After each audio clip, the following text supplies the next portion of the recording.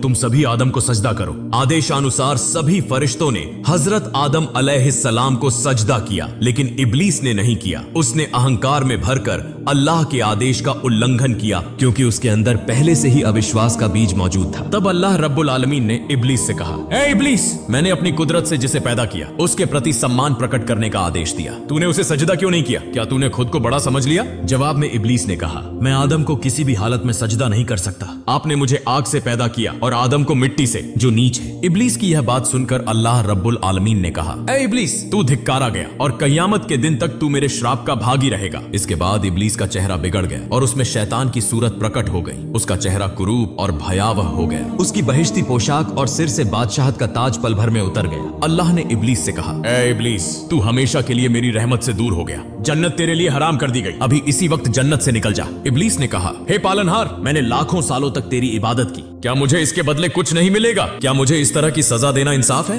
अल्लाह ने कहा, ए गुनहगार इब्लीस, बता तू मुझसे क्या चाहता है? जन्नत को छोड़कर जो कुछ मांगेगा मैं तुझे दूंगा, क्योंकि मैं किसी प्रार्थना को ठुकराता नहीं। तब इब्लीस ने कहा, हे प्रभु, जब मुझे कभी जन्नत नसीब नहीं होगी तो मेरी एक प्रार्थना है कि क़यामत तक मुझे हयात बख्श दे। अल्लाह ने कहा, जाओ, मैंने तुम्हें क़यामत तक की जिंदगी दे दी। फिर इब्लीस ने कहा, हे प्रभु, मेरी दूसरी प्रार्थना यह है कि मुझे ऐसी शक्ति प्रदान करें कि मैं आपकी सभी मखलूक को देख सकूं, लेकिन आदम और उनकी औलाद मुझे न देख सके। मैं उनके जिस्म में रग रग में घूम सकूं और जब चाहूं अपनी सूरत बदल सकूं। अल्लाह ने कहा, जाओ, तुम्हारी यह प्रार्थना भी मंजूर हुई। पापी इब्लीस ने इतनी शक्ति पाकर कहा, हे प्रभु, यह जान लो कि आदम के कारण मेरी जिंदगी भर की इबादत बेकार हो गई। मैं हमेशा के लिए तेरा धिक्कारा हुआ और श्रापित बन गया। मैं आदम और उनकी संतान से बदला लिए बिना नहीं रहूंगा। मैं यह प्रण करता हूं कि आदम की औलाद को हर युग में भटकाऊंगा और उन्हें अपने साथ जहन्नम का वासी बनाऊंगा। अल्लाह रब्बुल आलमीन ने कहा, ए गुनहगार इब्लीस, जो मेरे आदेश का पालन करेंगे और सत्य पर डटे रहेंगे उन्हें तुम कभी भी पथभ्रष्ट नहीं कर सकोगे, लेकिन जो मेरी आज्ञा का त्याग कर तुम्हारा अनुसरण करेंगे और नफ्स ए अम्मारा की गुलामी करेंगे,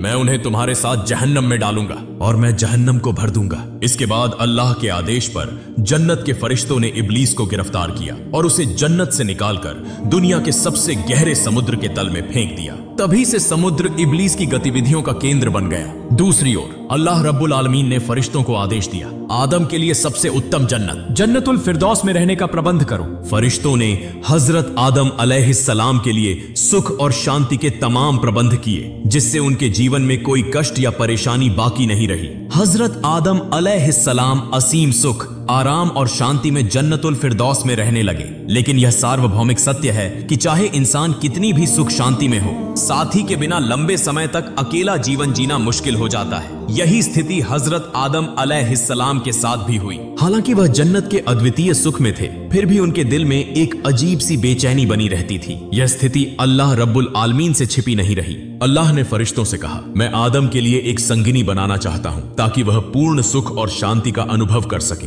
एक दिन अल्लाह रब्बुल आलमीन ने हजरत आदम अलैहिस्सलाम को गहरी नींद में डाल दिया। जब वह गहरी नींद में थे, अल्लाह ने फरिश्तों को आदेश दिया, आदम के बाईं ओर से एक पसली निकालो। फरिश्तों ने अल्लाह के आदेशानुसार आदम की बाईं ओर से एक पसली निकाल ली और उसे अल्लाह के सामने प्रस्तुत किया। अल्लाह रब्बुल आलमीन ने उस पसली से एक अत्यंत सुंदर स्त्री का सृजन किया और उसे जन्नत के उत्तम वस्त्रों से सजाया। इस परम सुंदर स्त्री का नाम हव्वा रखा गया। उनका यह नाम इसलिए रखा गया क्योंकि अल्लाह ने उन्हें एक जीवित व्यक्ति की पसली से पैदा किया था। इसके बाद बीबी हव्वा अलैहिस्सलाम को आदम अलैहिस्सलाम के पास बिठा दिया गया। अल्लाह रब्बुल आलमीन ने हजरत आदम अलैहिस्सलाम को जगाया। जब वह जागे तो उन्होंने अपने पास एक अत्यंत सुंदर स्त्री को बैठा पाया। हजरत आदम अलैहिस्सलाम के मन में सवाल उठा, यह सुंदर स्त्री कौन है? ऐसी सुंदरता तो मैंने पहले कभी नहीं देखी। अल्लाह रब्बुल आलमीन ने कहा, हे आदम, मैंने तुम्हारी बेचैनी को दूर करने के लिए तुम्हारे लिए एक संगिनी बनाई है। यह स्त्री तुम्हारे जीवन की हमसफर होगी और सुख दुख में तुम्हारी सहभागी बनेगी। अल्लाह ने स्वाभाविक रूप से पुरुषों के दिल में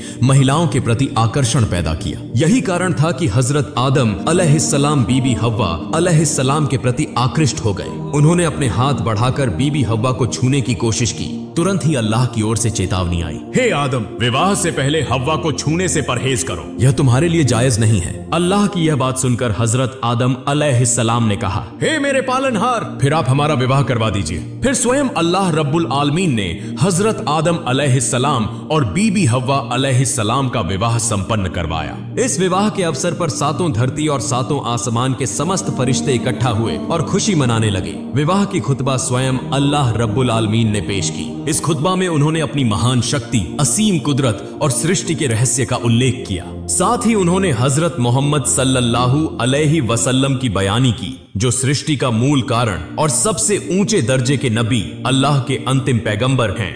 हजरत आदम और बीबी हव्वा अलैहिस्सलाम का विवाह संपन्न होते ही आदम अलैहिस्सलाम बीबी हव्वा अलैहिस्सलाम के प्रति अत्यंत आकर्षित हो गए। उन्होंने फिर से बीबी हव्वा अलैहिस्सलाम को छूने की कोशिश की। तभी अल्लाह रब्बुल आलमीन की ओर से आवाज आई, हे आदम, पहले तुम महर अदा करो। महर अदा करने से पहले वह तुम्हारे लिए जायज और हलाल नहीं होंगी। यह सुनकर आदम अलैहिस्सलाम ने कहा, हे मेरे पालनहार, इस पूरे विश्व के हर चीज के मालिक तो आप हैं। सब कुछ आपकी मिल्कियत में है। मेरे पास कोई संपत्ति नहीं है। मैं उनका महर कैसे अदा करूंगा? अल्लाह रब्बुल आलमीन ने फरमाया, हे आदम, तुम मेरे हबीब सल्लल्लाहु अलैहि वसल्लम के प्रति 10 बार दुरूद शरीफ पढ़ो और उनके ऊपर इनायत करो। यह तुम्हारे लिए महर की अदायगी हो जाएगी। अल्लाह रब्बुल आलमीन की इस बात को सुनकर आदम अलैहिस्सलाम के दिल में यह सवाल पैदा हुआ कि जिस शख्स के लिए मुझे दुरूद शरीफ पढ़ने का हुक्म दिया गया है, वह कौन है? क्या वह मेरे वंशजों में से होंगे या किसी और कौम से संबंधित होंगे? यह सोच उनके दिल में गहराई तक बैठ गई और उनके दिल में उस महान शख्स को देखने की तीव्र इच्छा पैदा हुई। उन्होंने अल्लाह रब्बुल आलमीन से प्रार्थना की, हे अल्लाह, मैं आपके उस महान बंदे को देखना चाहता हूँ जिसके लिए आपने मुझे दुरूद शरीफ पढ़ने का हुक्म दिया है। अल्लाह रब्बुल आलमीन ने जवाब दिया, हे आदम, तुम अपनी अंगुली के नाखून पर नजर डालो, उसमें तुम मेरे हबीब मोहम्मद सल्लल्लाहु अलैहि वसल्लम का चेहरा देखोगे। यह सुनकर आदम अलैहिस्सलाम ने अपनी अंगुली के नाखून पर नजर डाली और उसमें हजरत मोहम्मद सल्लल्लाहु अलैहि वसल्लम का पवित्र चेहरा देख लिया। उन्हें देखते ही आदम अलैहिस्सलाम के दिल में उनके प्रति अपार मोहब्बत और प्रेम जाग उठा। उन्होंने तुरंत उनके लिए 10 बार दुरूद शरीफ पढ़ा। तब अल्लाह रब्बुल आलमीन ने फरमाया, हे आदम, जिस सच्चे इरादे और श्रद्धा से तुमने मेरे हबीब के लिए दुरूद शरीफ पढ़ा, उसके बदले में मैंने तुम्हारे लिए बीबी हव्वा अलैहिस्सलाम को हलाल कर दिया और तुम्हारी प्रतिष्ठा और महानता को कई गुना बढ़ा दिया। जाओ, तुम और तुम्हारी पत्नी जन्नत में रहो और जो चाहो खाओ। मैंने जन्नत की हर चीज तुम्हारे लिए हलाल कर दी है। इसके बाद अल्लाह रब्बुल आलमीन ने जन्नत के एक पेड़ की ओर इशारा करते हुए कहा, हे आदम, तुम और तुम्हारी पत्नी जन्नत में रहो और अपनी मर्जी से जो चाहो खाओ, लेकिन इस विशेष वृक्ष के पास मत जाना। यदि तुम इस पेड़ के पास गए तो तुम अत्याचारियों में से हो जाओगे। हजरत आदम अलैहिस्सलाम ने उत्तर दिया, हे मेरे पालनहार, हम पूरी तरह से आपकी आज्ञा का पालन करेंगे। आपकी असीम कृपा से हमें जन्नत के अनगिनत उपहार मिले हैं और यहाँ हमें इतनी सुख शांति नसीब हुई है। उस एक पेड़ का फल न खाकर हमें क्या हानि होगी और हम क्यों आपकी आज्ञा का उल्लंघन करेंगे? इसमें हमारा क्या लाभ हो सकता है? अल्लाह ताला ने फरमाया, हे आदम, यदि तुम उस वृक्ष का फल न खाओ तो तुम्हें कोई नुकसान नहीं होगा, लेकिन अगर तुम उसका फल खा लेते हो तो तुम ऐसे नुकसान का सामना करोगे जिसे किसी भी चीज से पूरा नहीं किया जा सकेगा। अल्लाह ताला के आदेश का पालन करते हुए हजरत आदम अलैहिस्सलाम और बीबी हव्वा अलैहिस्सलाम जन्नत में सुख शांति से रहने लगे। लेकिन उनका यह सुखमय जीवन देखकर इब्लीस जल भुनकर राख हो गया। उसके दिल में हमेशा आदम अलैहिस्सलाम के प्रति ईर्ष्या रहती थी। इसी कारण उसने उनकी हानि पहुंचाने की कसम खा रखी थी। इब्लीस हमेशा इस योजना में लगा रहता कि कैसे वह जल्दी से जल्दी उन्हें जन्नत से बाहर निकलवा सके। हालांकि इब्लीस को जन्नत से निकाल दिया गया था, फिर भी वह 7वें आसमान तक स्वतंत्र रूप से घूम सकता था। इसी स्वतंत्रता का लाभ उठाते हुए वह 7वें आसमान को पार करके जन्नत के दरवाजे तक पहुंच जाता और बार बार वहां आ जा रहा था।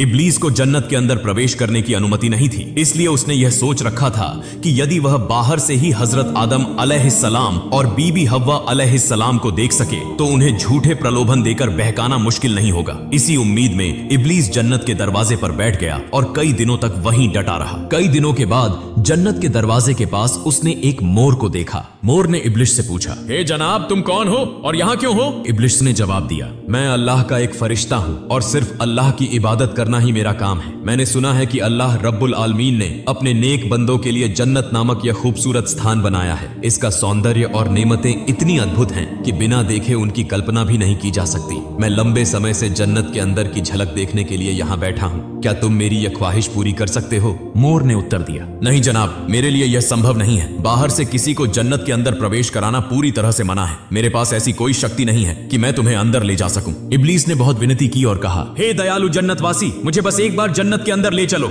मोर ने उसकी बात मानने से इनकार कर दिया। तब इब्लीस ने चालाकी से अपनी योजना को अमल में लाने की कोशिश की। उसने मोर से कहा, मोर, अगर तुम मेरी यह ख्वाहिश पूरी कर दोगे तो मैं तुम्हें 3 ऐसी दुआएं सिखाऊंगा जिनसे तुम 3 अनमोल चीजें हासिल हासिल कर सकोगे। पहली, तुम कभी बूढ़े नहीं होगे। दूसरी, तुम अमर हो जाओगे और तुम्हारी कभी मृत्यु नहीं होगी। और तीसरी, तुम हमेशा के लिए जन्नत में रह सकोगे और तुम्हें कभी यहां से निकाला नहीं जाएगा। मोर इब्लीस द्वारा बताए गए 3 अनमोल वरदानों के लालच में आ गया, लेकिन फिर भी अकेले इब्लीस को जन्नत के अंदर प्रवेश कर